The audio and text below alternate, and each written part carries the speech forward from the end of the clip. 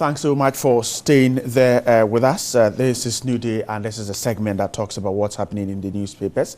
The Ghanaian Times this morning has a story quite disturbing. 108 Ghanaians deported from the United States. The story is captured on page 3, and the same page 3 also carries this story. 20 apply for visas with fake bank statement, and I think that's at the German embassy. Also on the front page of the Ghanaian Times, President inaugurates ICT hub in Accra. We'll take a look at these stories, and EC demands judges' removal. Daily Guide says the same story. US deports 108 Ghanaians in chains. You can see the photograph of some of them at the Kotoka International Airport. Then NDC backs voter for vote, and William Free Cash causes anger. EC is being manipulated. Dr. Nduom is said to have told media men at the court yesterday. The Daily Graphic, Ghana will leverage ICT for sustainable jobs, enhance livelihoods, President declares at inauguration of data center. And that same story, 108 Ghanaians and Liberians deported from US. Court dismisses PPP over filing fees. These are stories captured on the pages of the newspapers I have here this morning. My guest this morning, to my left, is a communications lecturer at the Central University College, Kwame Apple. Good morning. Good morning. Hope you're doing great. Thanks so much for joining us. And then to my right is the president of the Accra Institute of Technology, Professor Clement Jidonu. Good morning. Good morning. Hope sir. you're doing good too. Very well. Thanks so much for joining us. And then from the Council for Scientific and Industrial Research, Dr. Francis Nduom is with us. Good morning too. Good morning, and, grateful for your time. That's the new designation, I guess. Yes, it is. Okay. Director. The Director, Council yes, for Scientific and Industrial Research. For industrial research. Okay. Yeah, All right. Okay. We're grateful this morning. All right. Okay, let's start with this story. 108 of them were told deported. The Ghanaian Times says that about 108 of them, Ghanaians, yesterday, were deported from the U.S. after serving various jail terms for drug-related and other offenses.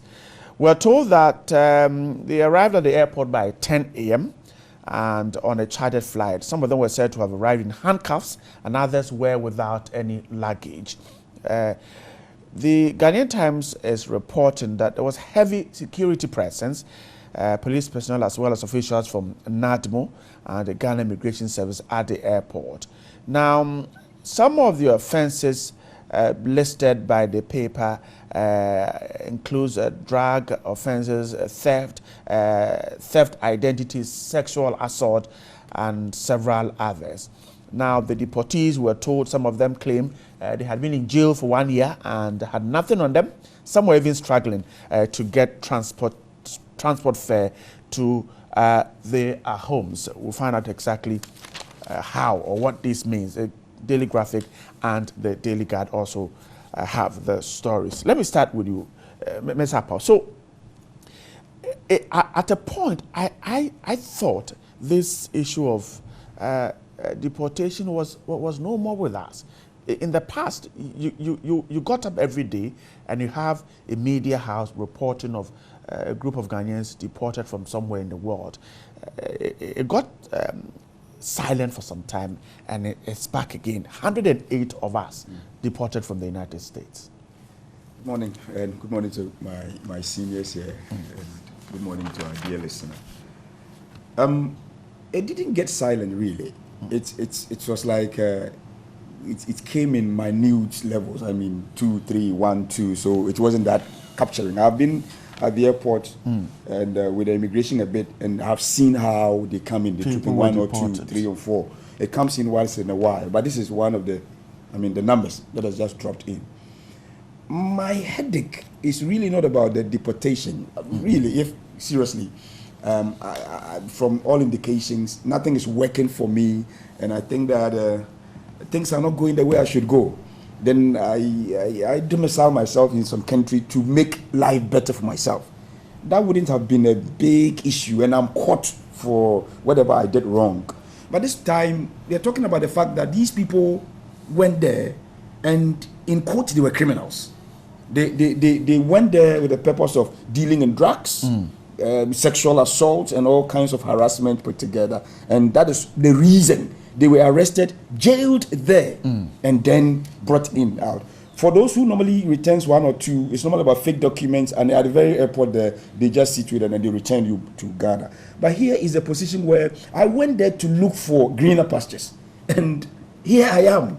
And I don't know what happened. And I sent my criminality there, and I'm arrested and put in the U.S. jail. If you read the story on, they will tell you that when they arrived, they decided not to get down from the airplane.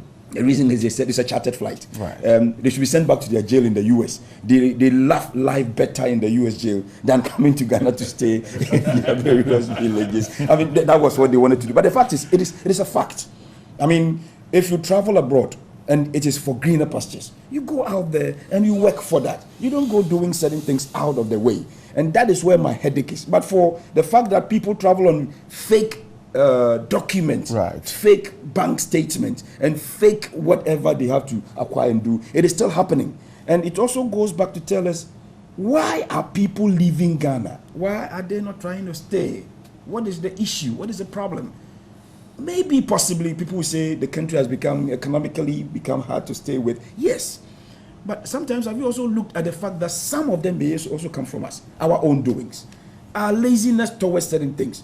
And the same person may be given a job in Ghana, and the way he would act and the way she would work, I mean, leaves a lot to be desired. So you see, sometimes our attitude, our character, and everything that goes around it makes all these things difficult for people to be given us employment or jobs to do. And I'm thinking that, why are they allowing them to go directly home? Because from immigrational conventions, you come, you're screened. And even sometimes, if they look at the situation and it's still dire, and they have to really maintain you somewhere and keep you somewhere for a while.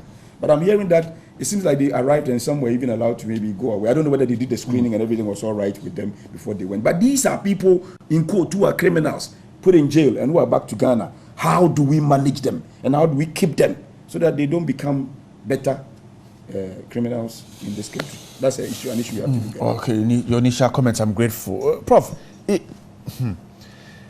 108 of them have been brought home. So, and Mr. Apple was suggesting that, well, it could be one of the reasons that the economy isn't too good, and so they decided to seek greener pastures somewhere. 108 of them against 26 others who have decided to stay? Well, good morning to your viewers and listeners. Not all the 108 come from Ghana, you know. Right. How many come from Ghana? We're yet to know the exact number. It's written there somewhere. There are some, the Daily Graphic has 108 Liberians and Ghanaians, but we're unable to quickly verify how many exactly. Something Ghanaians amongst them. Yes. So let's get that clear. Not all of them are from Ghana. There are some from Liberia and some from Ghana. That's the first point. Now, your question is about the economic situation. Right. Ghanaians have been living this country from day one, way back. Even our great Nkrumah himself has to go seek pastures or somewhere else. So I don't think that is the issue.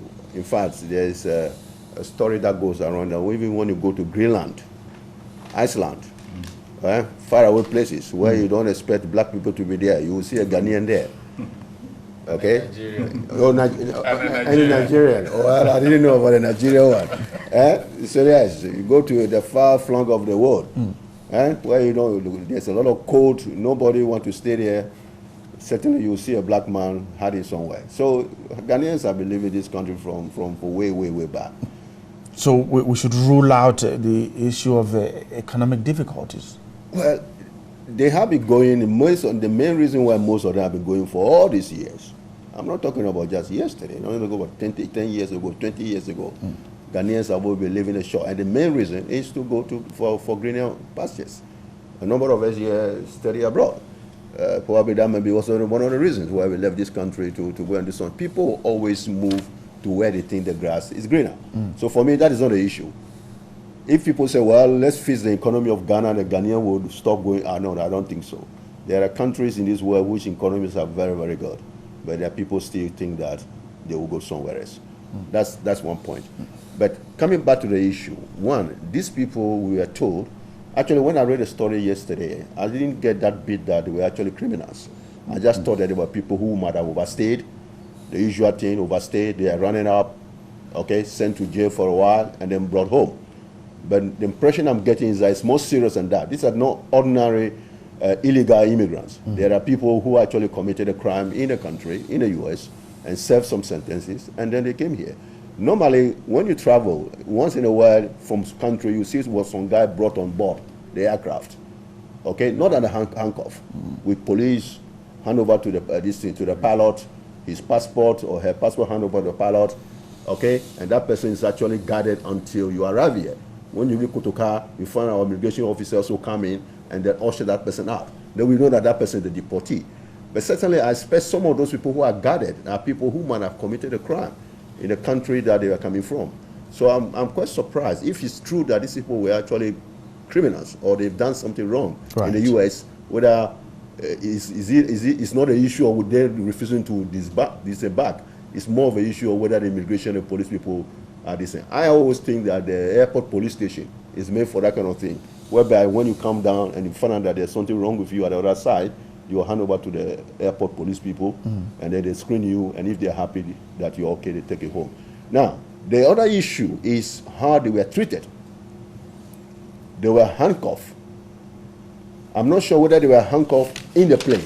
I would be very surprised if they're handcuffed. Well, one of them is suggesting that they were handcuffed inside the plane. Yes, before they boarded the plane, and that is why he said that they were handcuffed before we boarded the plane. That is why we say we're not getting down unless they allow us to get down with the handcuffs for everybody to see how they have been treating us. Okay, they could have been handcuffed, brought to the airport in the U.S. Okay, where's the entry the plane? Because they think that they are still more like prisoners. They can escape. They can escape. Okay. They will make a run of it. So they might be handcuffed. They might have been handcuffed to board the plane. But inside the plane, to handcuff somebody in a plane, that's a serious matter. Anything could have happened. And you want to have an emergency exit out of the plane. So we need to verify were they actually handcuffed. From the US to this place, a long journey. It may take it takes a couple of hours. I don't know whether they came straight. It's a chartered flight. Is that correct? It is. And Prof, another deportee says that we have been handcuffed from Monday to today, which is yesterday. So Monday to Wednesday. That's how long they have been handcuffed.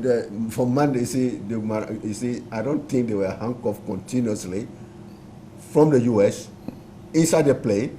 And when they reach Kotoka, they say, now we want to take the handcuff off, and then you can walk like a free man. Let's check these stories very well. Okay? Remember, these people committed a crime. Right. They were bundled out of the U.S. Is that correct? Certainly, they were handcuffed to the airport. It's possible. They might have handcuffed when they were entering the plane. Whether they were handcuffed throughout the whole journey, which could take a couple of hours to reach Accra, I am not sure. If that's the case, they said that that is bad. Now, when they reach here, they say what? They want to remove the handcuff. So which means that, well, yes, if they want to remove a handcuff, you cannot remove something that is not there. So it's possible that they were handcuffed in a plane. That's the only way we can judge that. Right. Because if they said they want to remove the handcuff before we get out, so that to show that we are free people and we will not accept that, it could also mean that the handcuff was not on, and when they reach Kotoka, they say, no, put the handcuff back before we get out. Probably that could also be the issue. So we need to be very careful. But now, if they were badly treated, this becomes an issue of human rights. If they were badly treated, I think that's what the story originally was all about. They may be criminals, but they have served their sentence. Okay? If for security reasons you want to make sure that they are safely ushered out of the U.S., that's also understandable. So I can't see a situation where they were handcuffed in a plane. As to whether they insist on being handcuffed before they come out of the plane, well, that is just a protest. They are protesting against something. They have a right for that, to do that. Now, as to whether they have a right to insist on that, that is also debatable. But all in all, I really think that it is true that they were not fairly treated, because the U.S. government or the U.S. people think that, well, you guys are not supposed to be here. You came here, you broke our laws, and you want out of this place. And as somebody who just released from prison, we'll handcuff you, we'll put you on the plane. When you go to your country, you can do what you want to do. But I think that they have a case to say that, well, we're not fairly treated. But that is not to say that the U.S. government don't have that right, okay, to take those security measures to usher them out of their country. As to why Ghanaians have to go abroad for greener pastures, I say it's a story as old as immigration. Ghanaians always going out every day, and they'll continue. In fact, even today, when you go to the embassies, they are queue all over the place. If you say it's today's economic situations, well, I can't tell, because they have always been going out. I see. Dr. Nduom, so, and then it means that, well, it's not a story that is ending today or tomorrow. This fight for greener pastures, is it worth it? Right, good morning. Good morning to everyone. This could be a very personal question, and it could also be to answer it for Ghanaians. But before I answer it, let me look at the kind of immigration we have had over the years, the kind of travels or the kind of people who have traveled abroad over the years. Prof was talking about Nkrumah. During those era, I think majority of the people who had the chance to travel went to school. Yep. They went for education. Yep. So the purpose and the aim will be different. Then in the early 80s, if I remember correctly, I was still very, very young. You remember, because of the economic hardship in the country, or the late 70s and early 80s, we had a lot of them going to Nigeria and following it on to travel abroad and to in various countries. Then it came to a third group, and the third group, I would say, the middle of 90s and late 90s, where we had university students who would travel to go for education, and in some cases going there with the aim of finding some job to get some money and then continue with the education, which I met a lot of people of the sort. So if you talk about immigration in Ghana and the travels that we have done, I think these are the three categories, and depending on the group, you will find their aim a bit different. If it is because of the economic hardship and they were not having any good job in the country, because of that they traveled, then their sole purpose will be to get some amount of money and come back to Ghana to settle. And they will do everything possible to get this quick money. Because in Europe, if you are doing this menial job of cleaning and others, there is no way you're going to get a lump sum of money at some point and bring them home to settle. It is very, very difficult. So some travel with very genuine reasons, economic reasons, trying to better themselves. But when they get there, knowing the kind of job, which we all did. We all did some cleaning at some point. We all did some security works at some point. And knowing the kind of job it is and the kind of money you will be paid, it's not likely you will be able to get this and come back home. Some promise, oh, I'll be back in 2 years, and they only come back home after 20, 30 years. So the question of whether it is beneficial or not, I would say it's left with the individuals. If you consider someone who has no job and on the street of Accra, and he has the chance to go to Europe, then he has a possibility of getting a daily meal. In that case, it might be beneficial to him. But for our top class, the university students who go there, I know of people who have completed PhDs and are working at Tesco's. They are working at the airports, pushing trucks. I see. And these are, yes, these are really, really, this is where I question myself. Is it worth? Because I finished school and worked in the universities for years, but I still didn't consider it very, very, very beneficial. Although I had lots of benefits, if you consider the frustrations you go through in Ghana, I had all the benefits to stay and go until I retire. But if you look at it in the long term, it is not only the monetary aspect. It's also about, let's say there is a funeral and you are there and people will come. You can advise people. People can see what you have done, where you came from, what you have achieved for yourself, and look up to you to also try and improve themselves. So as to whether it is beneficial to one or the other, it depends on the kind of group you belong to. Can we ever stop it? Prof was suggesting that, well, even if the economy is so good that we have almost everything, people will still travel outside. We should remember this. If you go to the US, you'll find people sleeping on the streets. Citizens of the United States? Citizens of them. They were born and bred in this country. You go to UK, Germany, everywhere, you will find people on the streets. You can improve on the economic situation in Ghana to a point that everybody can even get everything that they want. You will still have poor people because it is in relative terms. So traveling outside, my simple advice to the young ones is that, look, if you try to work hard in this country, the kind of job you would do and how much you will get, if you compare it to the same effort abroad and how much you will get more here in Ghana. We are, in my opinion, somehow very lazy. See. Right, and so talking about, Mr. Appa, you raise the issue, a quick one, then we wrap up on this one. You raise the issue of who these persons are, where they are going, and you even suggested that perhaps the immigration should have done more than perhaps what they did. Sure. So we should be worried about these persons, particularly on the back of the fact that the document covering them suggests that they have been involved in some kind of crime, especially when we're running into an election. Sure. I mean, it's very key. And I thought that, I don't know what the information they've had with their U.S. counterparts.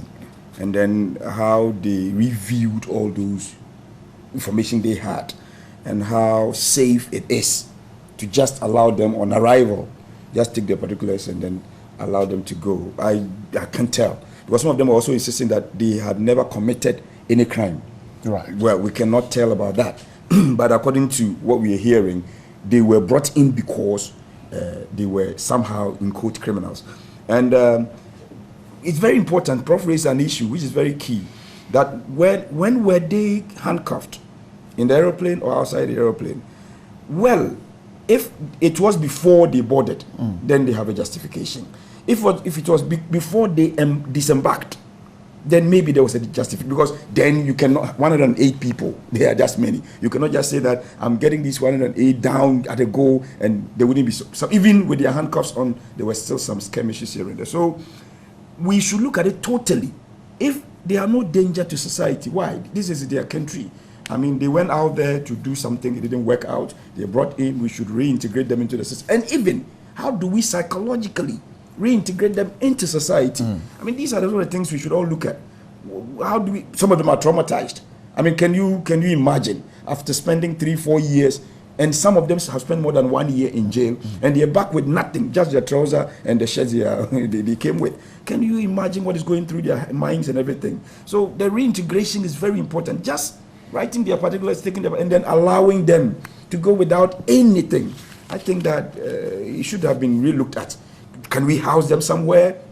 Can we hire a psychologist to be with them? Can we allow them to gradually reintegrate themselves into society and live like normal people? Or anger is in them, as you can see, they're angry.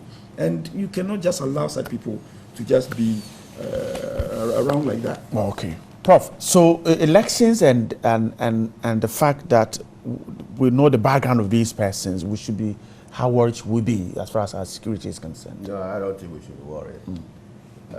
Unless the evidence showed that they were hardcore criminals. Well, we're talking about them in drug-related offenses. Well, we have a lot of drug-related criminals in our jails in this country, and some of them were released, and they are still among us. Okay, unless, you know, the Guantanamo Bay issue, and those people they brought down here, a lot of hoo-ha, and it's quite done now. Unless the U.S. government will not deport people who are very, very serious, hardcore criminals without documentation to advise their colleagues in Ghana here. by saying that, look, one of your guys were here, your citizens were here, they committed a very, very serious crime, which borders on national security. He's finished his sentence here, we're sending him back to Ghana, but we want to alert you. They will attach a documentation to these guys. If there were no documentation, it may mean that, well, these are just like illegal immigrants. Is that correct? Got themselves into a few trouble here and there, pushing some drugs. Some of the crime they might have committed will have committed by a lot of Americans. Okay, they might have gone to jail with some Americans. They might have released back into their country. Nobody will make any noise. But I think we don't want to overblow this. Okay, these are our brothers and sisters. Are there any women among them? Or they are all men? Yeah, we're yet to see any women amongst them. Well, these are our people. Yes, they were traumatized. You see, going to abroad and be deported is the most humiliating thing you can ever experience. And when you see people at the airport, you see them in the aircraft. This guy went abroad to achieve something. People went to Kotoka Airport, saw you off, beat drums, sing songs, that one of us is going to Abroti. Is that correct? Then, 1 or 2 days you show up. Some people don't go home.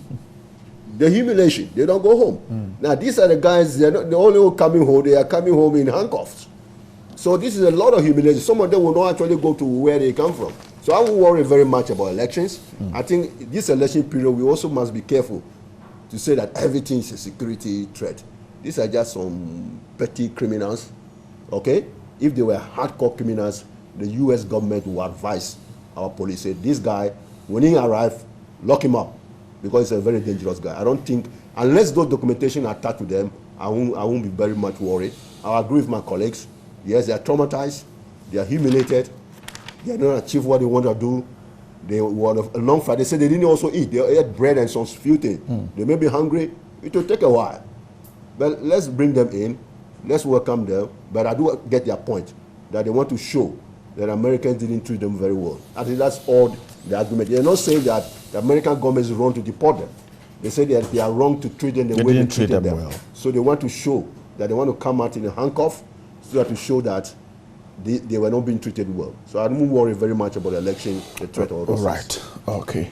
I'm grateful. Let's move on to the Daily Graphic this morning. The story on the front page says EC is being manipulated.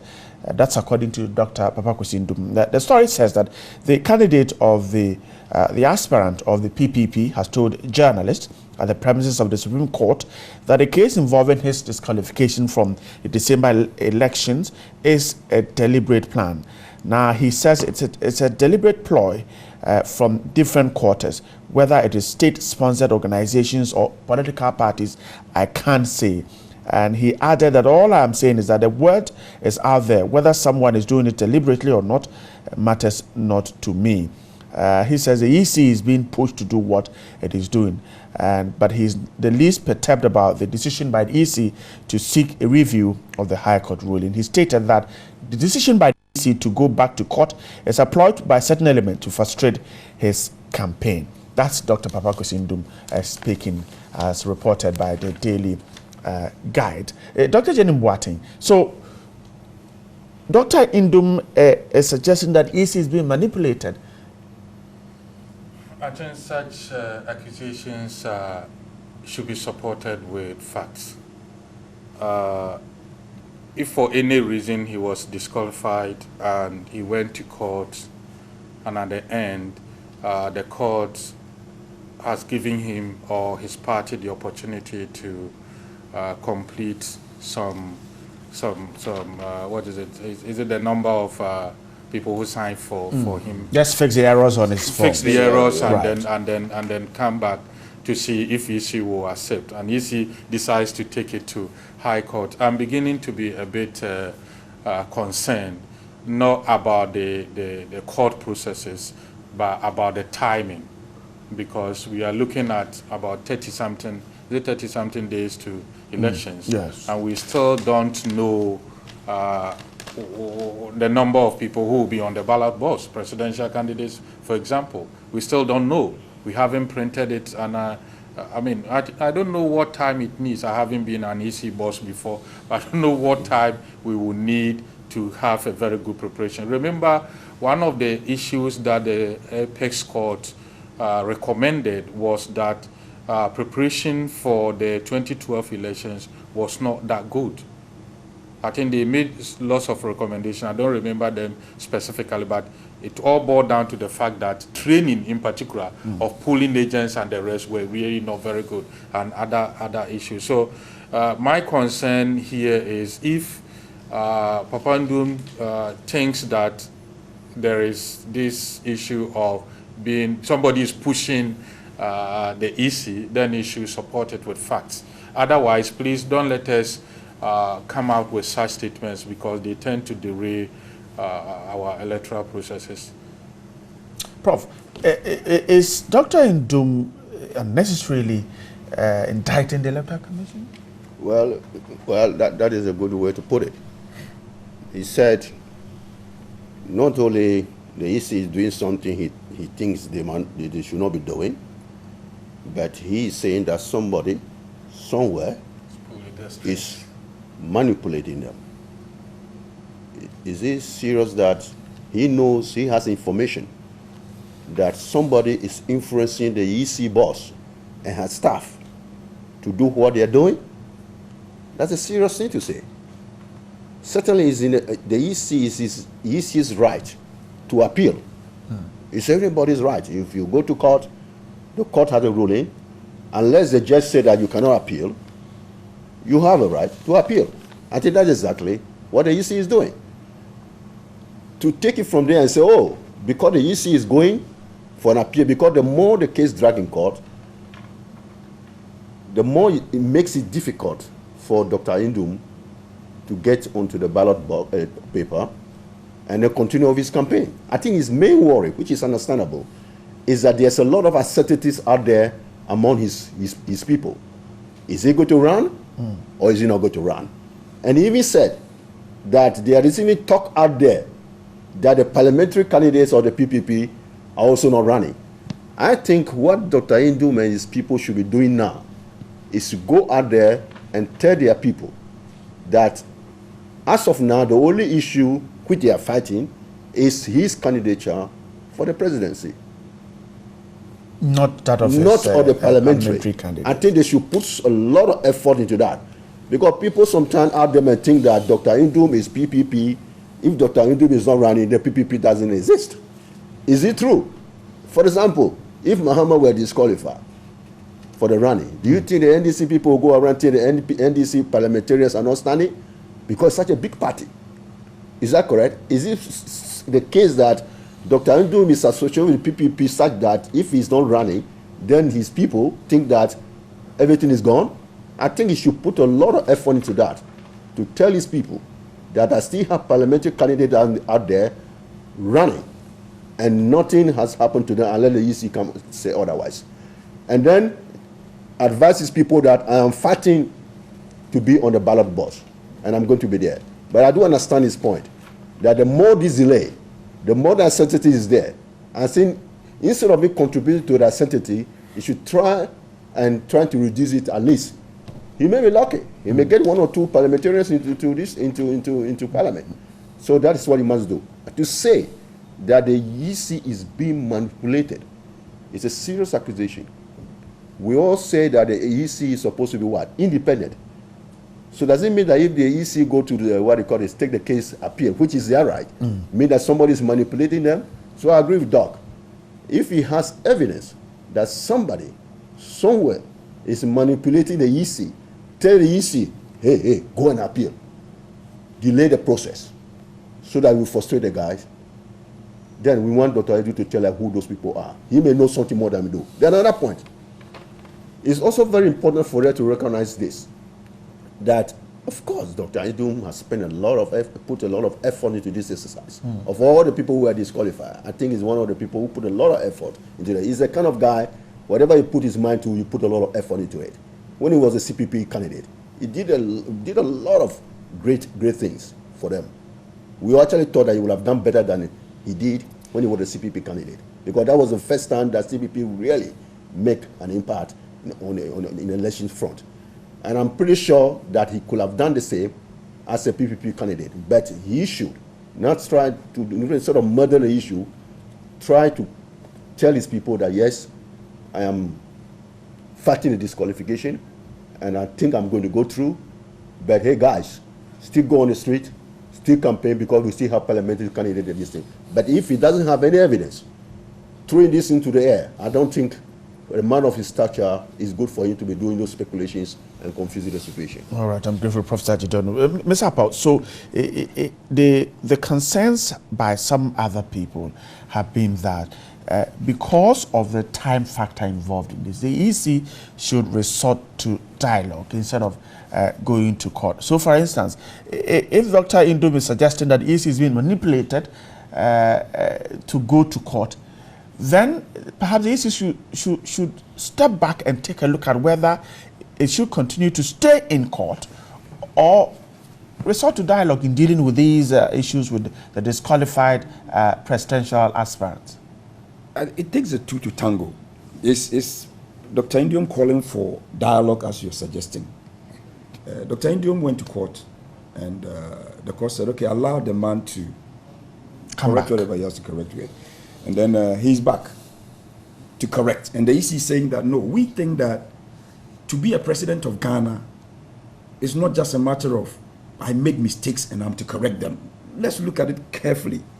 I mean, when we give you all the necessary tuition to go ahead and do whatever you have to do right, it's like an examination. A student, you have a student in the classroom. I mean, it's not after the marking of the examination you come back to tell the student that, let's get from the classroom thing. I mean, the students have done the exam. Whether he passed or he didn't pass, he might have done something wrong. Yeah, that's why he got it wrong. So, yes, there was something wrong. But what Dr. Nduom went to do was to find out whether there wouldn't have been time for him to have corrected all those mistakes. And the court asked the EC to do so.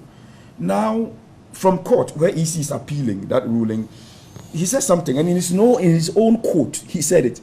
He said whether it's coming from an outside ploy or whatever it's coming from, I can't tell. So if you can't tell, then why were you saying it in the first place? I mean, politicians should spare us all these noise around. I mean, you are fighting a battle in court. And when he lost, when EC declared him not disqualified, he went around saying something, and I liked what he said.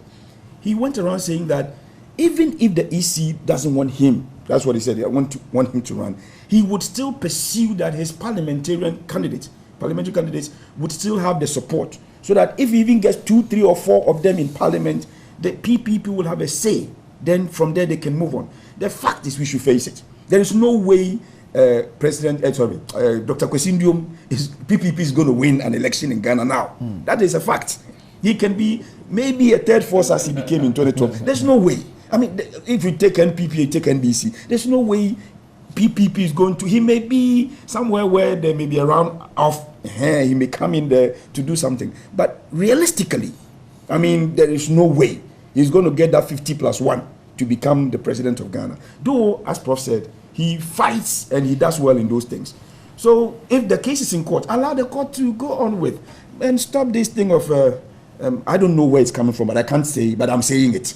Second thing about the EC, whether the EC is not really wasting time. The fact is, I'm worried.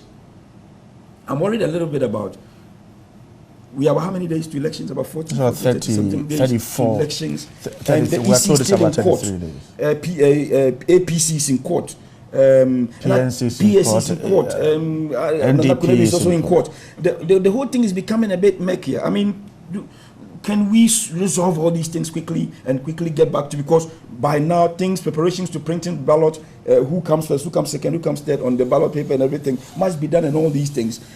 All these things are time bound, and EC has done a timetable. And today, if they are now in court to fight all these things, and the reason, another fear for the EC is, if we are not careful to scale back Papa Kwesi Nduom's win, that he should be made to correct all the mistakes, all the other parties will come in on board, and then it will be like, then we have to go back and rework all these things out. But my fear is still the time factor, and care is not taking. I know the court will not allow anything like we put an injunction on anything on the electoral. But then, if these things are not resolved, we cannot even come out with the ballot papers as it should be, and who comes first, second, third for the day 7 December to come on and everything. So I'm thinking that in situations like this, I don't know where the EC can go for a dialogue. Papa Kwesi Nduom, understand that you have been disqualified, so go home, sit, just campaign for your parliamentary candidates, and then let's go on with the elections, which I don't think Papa Kwesi is going to agree. He won't agree. So where the dialogue comes in is a bit dicey. But I think that the time factor is what I'm a little bit not so happy with. Can these things be resolved within the next 10 days? So we left about 20-something days to quickly run around and then do whatever we have to do. Than these courts here and there every day. All right. Yeah. I really think the EC really have the options. Today, the EC can decide to print the ballot papers with the candidates they think they have approved. Yeah. They can do it. Nobody can stop them. They say, as per the rule, we've gone to the rules, we've done the due diligence, and we think it's only these 4 people who are going to run. They said before, we could have gone ahead and do it, but we want to let the court case roll. The reason why we want to let the court case roll is that we could print these ballot papers now, and if the court decision goes against it, we can go back and print them again. But they say at a cost? Yes, very good. So it's an economic cost we are talking about here. It's an economic cost. It's not because they cannot do it. So I'm sure the MDC people are smart people. They are watching a timetable. Okay, a time is going to come where they cannot stay any longer. They will go and print. They will print with the people they have what? Approved. They will print. And they say, okay, we'll find some money, put it aside, just in case. 2-3 days before the election, they brought these new people in and then won the case, and we have no choice but to put it on. We just go back and incur the additional cost. We may go back to the Ghana government and say, look, we need more money to do it. But I don't think the EC is going to wait, seeing the time approaching, and say because of a court case is going to print. The wait till December 6th, all right. They will print. You will see the way they are already doing things. Look at the adverts. Look at the way they are putting things on the TV. They are only putting those 4, those other 4. Is it that correct? The 3 parties and independent. They've already started doing that. The only reason why they're not printing the ballot papers with the names on it is because of cost, just in case they have to repeat it. So I have no fear that they will do it, push come to shore, and the election will go ahead. And we'll miss December 6th. Let me also ask something small about our people who want to stand as leaders of this country. Look, it's a serious business. And you don't just become, and Papa Kwesi has gone through this before, you don't just become a leader of this country because you just got up and said, I have my money and I can talk and everybody should listen to me. Attention to detail. And this is where most of them were discussed. Attention to detail. If you cannot attend to these little details about your own filling of forms in order to be presented as a presidential candidate or a parliamentary candidate, how can we believe that if you become the leader of this country, we can give you all those documents concerning everything we have for you to really do it right? So we have to also talk to our political parties. If you want to be a leader, then you have to prepare yourself to become. All right, I'm grateful. Let's jump to the Daily Graphic this morning. Ghana will leverage ICT and for sustainable jobs and enhance livelihoods. President Mahama yesterday inaugurated the Accra Digital Center, saying that the project was yet another demonstration of the commitment of the government to create more sustainable jobs for the people. He said the completion and opening of the center highlighted the strides that the country had made in the development of information and communication technology sector and a major boost to job creation. We're told that the center has been designed to comprise 12 large modern grade A plug and play sheds, each with the capacity to accommodate 350 workers in 3 shifts. At full capacity, the center can create 12,600 direct jobs. This is what we mean when we say we are changing lives. That's the president talking there. The Daily Graphics reporting this morning. Dr. Jenny Mboatin, so government's effort at creating jobs, a data center, 12,600 direct jobs. It's a way forward. I believe it's important. Every kind of job we create in the country is a way forward. 12,600 potential jobs is something, if it is created, we should all jubilate on. But my concern has always been not just the creation. We make things so big from the beginning, and I'm sure the party MPP will come up to say that this is not possible, which is always the case. PPP will come up to say that this is not something that the government can do because there are promises. The government will claim they can do it. And so as to whether these jobs will really be created, if they are actually not on the ground, I begin to be quite skeptic because we have seen a lot of these pronouncements not only from the NDC, it has come across all political parties. And I continue to say that if you look at the kind of promises and the kind of things we have commissioned in the country, if they all worked to the claim that we will make at the time of commissioning, then Ghana should definitely be a first-class country. Judging from all the way from Nkrumah's time up until now, if you look at all the things that we have commissioned and put all of them together, and they worked the way, or even 20%, they were 20% successful average across board, Ghana will be a first-class country. So yes, job creation is very, very important. And I also urge that we don't only look at ICT, but we should also be looking at farming is one of the most important areas that we should be able to create jobs. But it seems we all want to wear the kind of suit I'm wearing, and we don't want to go to farm. So if you are creating jobs, at this ICT, do we have a possibility of incorporating them into farming? This is something that can be very, very important. Creation of job is good, but let's look at other areas, not only ICT. Okay, Prof, what about the concerns of people? Well, you have opened this center, but there are teachers and nurses out there who are also asking for placement. Placement for what? For jobs. Yes. Who have completed their training and are yet to find a place to work. Well, let me put this within context for your listeners and viewers. This ICT thing is really, we are behind schedule.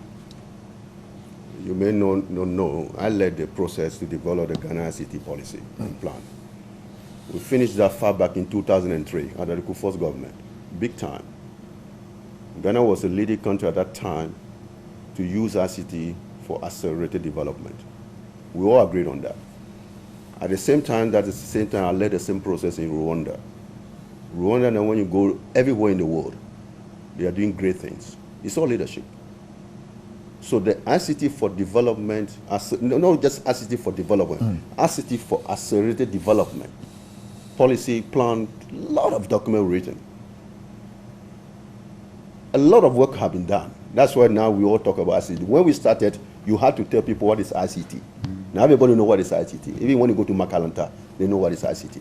But we have not gone beyond that. The policy target year 2020, that will be fully a middle income country, information driven, technology driven, agriculture, industry, commerce, is a document which has 14 pillars.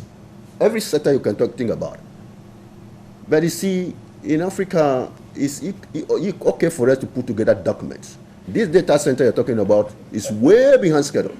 I see. Way behind schedule. Okay? When you read what the president have just said, it's just a speech written by civil servants. We will create jobs. We know this in way back. It's all in the document, 2003. So you see, for me, it's quite disheartening to see that the same idea, okay, put together in another country, African country, is doing so great that we are still here talking about data center. The data center thing is more than 10 years overdue. It will create some jobs, of course, yes, but it's not about data center. Data center is just one part of it. It's a bigger thing. Every aspect of this economy, e-commerce, agriculture, education, and health, everything. So for me, I'm still sitting and waiting. When are we going to do these things? Because the year 2020 is how many years ago to come? 4 years. Remember, we started in 2000, finished the policy in 2003. Way back. We have 4 years more, but we are so far away from home. What we want to achieve. So the data center is just the beginning. Oh, just as no. It's not really the data is not the beginning. It's something which is just one center. This is a whole ICT for accelerated development. It's not about computers. It's not about data center. The data center is just one small thing to order to aid the process. E-government, e-commerce. It's not. It's important. As I say, it's more than 10 years overdue. Okay, so let people realize this. How, you see, what that is one of the disappointments I have with some of these political manifestos. They say they want to do this, they want to do this. What is the key thing? You see, when you start as a country, you say this is what we are going to start with. This is the core. This one is non-negotiable. Are we going to be agriculture-led? Are we going to be industry-led? Are we going to be technology-led? Then when you take that, then you build this around it. In 2002, we got that well accepted. And by the way, this policy was one of the policies which has across the board support in Parliament. If I remember, that time Mahama was a shadow, what do you call it? Communications. Yeah, he was the ranking member. He made a statement during the debate for that document that the only thing NDC will change when it comes into power is the forward, which is written by Kufuor. Everything in that document they will implement. That is the state to which everybody accepted that that is the way to go. But we are still here, okay, talking about one factory per district, talking about one pothole for this, talking about a data center, just a center where the rest of the world are moving back. So I have news for Ghana this morning. This ICT thing is way back. It's great that they managed to do it 10 years, 12 years behind schedule. But we have not yet scrapped the surface of what this is all about, how to develop in the technology age.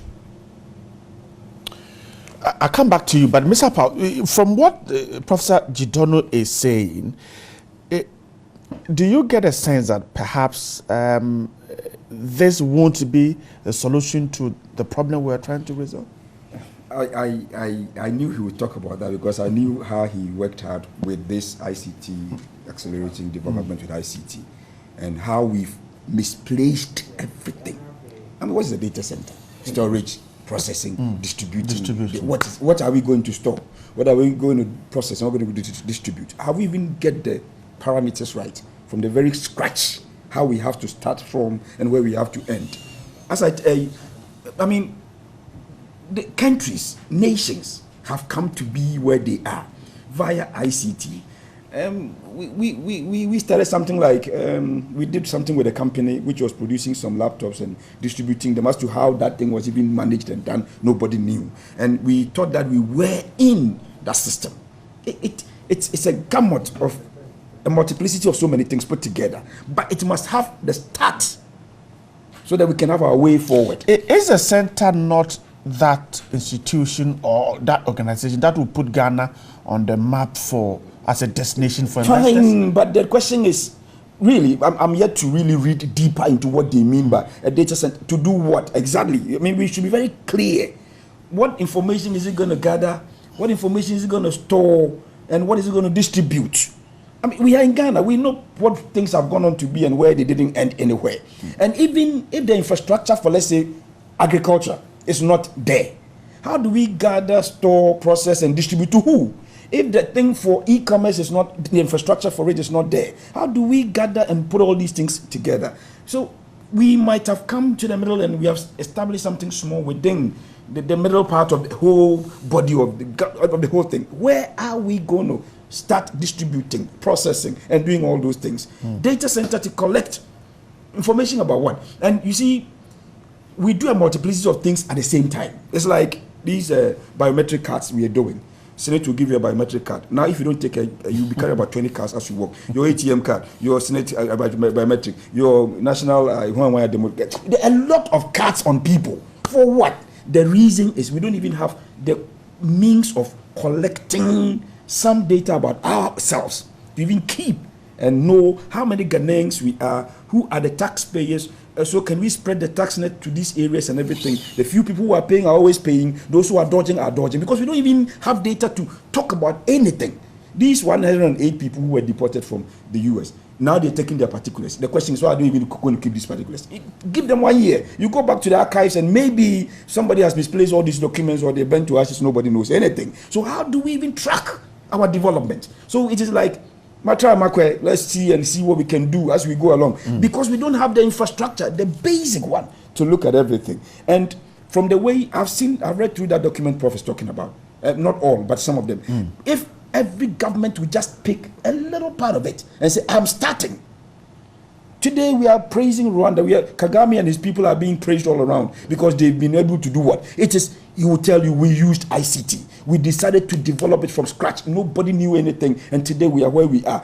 ICT is being used to do a lot of things. Even in Uganda today, they're trying to do something. But it seems here, everybody comes in and it's like, what I have come to do is what I have come to do. Not what a paper somebody laid somewhere for me to continue with. And if you're developing a country like that, where do we go? ICT is the order of the day, whether we like it or we don't like it. It is. It controls our individual lives, our society, our work, businesses. But we are not so much interested in all these things. And this is where we are now. So the data center may be good, but the question still stands. I'm yet to read through what you're going to do. Prof, how do we fast track this to realize what we want to get? So we have the document. We know exactly what to do. We know. As you say, I said the same time we released the Ghana document was the same time we released the Rwanda document. Rwanda took it and ran away with it. What Ghana did? Well, I'm not sure. Now we are now in an election year. How many of the political parties even know that that is the future? They're talking about all kinds of things. How many of them have read this document? The document which gives us a vision for 2020. We are far behind. Now, I am not going to make a lot of issue about it this morning. To go forward, I think all the political parties, if they think they can develop using other methods, let us know. Korea, Singapore, Malaysia, Taiwan, the countries who used to be our classmates, are all where they are now, not because they have a lot of gold. They have a lot of timber. They have a lot of oil. They use technology. When Malaysia started, they said by the year 2020, they'll be a fully developed nation. They're already there. Okay? Rwanda said by year 2020, we will reach here. They're already there. Ghana said by year 2020, as per this ICT for accelerated development, we will be here. I know what goes on. We are nowhere. We are even, if we are lucky, we are even 20 years from the 20 years. So we will wait and see. When we finish the election, whether we will come back and tell them the same thing, I don't think they really get it. If somebody have another formula in this technological aid to move this country, which we don't know about, let's know about it.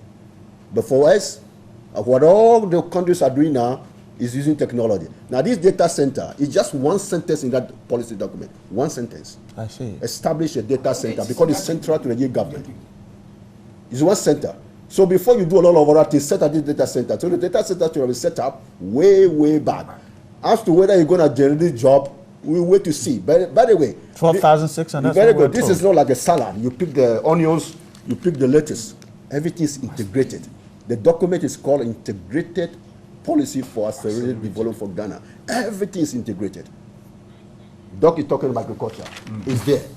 Health is there. National security is there. Infrastructure. But if you ask them, the document is still in the system. They are reprinting it. Let's just hope that one day somebody will take it up and move. Apart from that, all the things we are talking about for me, they all such shows. Dr. Jenny Barton, wrap up from you on this one. I personally sometimes begin to wonder whether we have got the capacity and expertise to do things. I am not only questioning myself, but questioning everybody in Ghana and in Africa. Because some of these things is so worrying to see that the technician, the very basic guy on the street of, say, London or Hamburg or somewhere, can do so big things. And with all our engineering and science and all the education we are unable to do very basic things, such as setting up a data center. This will normally be set up by someone who possibly finished the equivalent of a JSS. But here we are, it takes a precedent to commission such a center. I become very, very worried, and I begin to wonder whether what I'm thinking is what everybody is thinking, whether we have got the capacity and the expertise to do what we claim we will do. because we seem to talk too much big things, but unable to complete any of them. We will commission big things. I will wish that with the data center, we'll find somebody with IT to look at what we have commissioned over the years, what all presidents have commissioned. And then we look at the success rate for all of them. It's becoming too frustrating because this commissioning is going to go on irrespective of whether it is Papa Kwesi Nduom, it is Mahama, it is Nana Akufo-Addo, it is APC, or whatever. It's going to end up the same. Yeah. I am very frustrated. And sad. That's not a good way to end. Yes. How do we believe 12,000 jobs created? How do we even come to the assessment that 12,000 jobs had to be created within this little data center that we've said? I'm grateful. Kwame Appa is a communications lecturer at the Central University College. Dr. Francis Nduom is director, Institute of Industrial Research. Professor Clement Jidono is the president of the Accra Institute of Technology. Gentlemen, I'm grateful for your time this morning. Thank you. And thanks so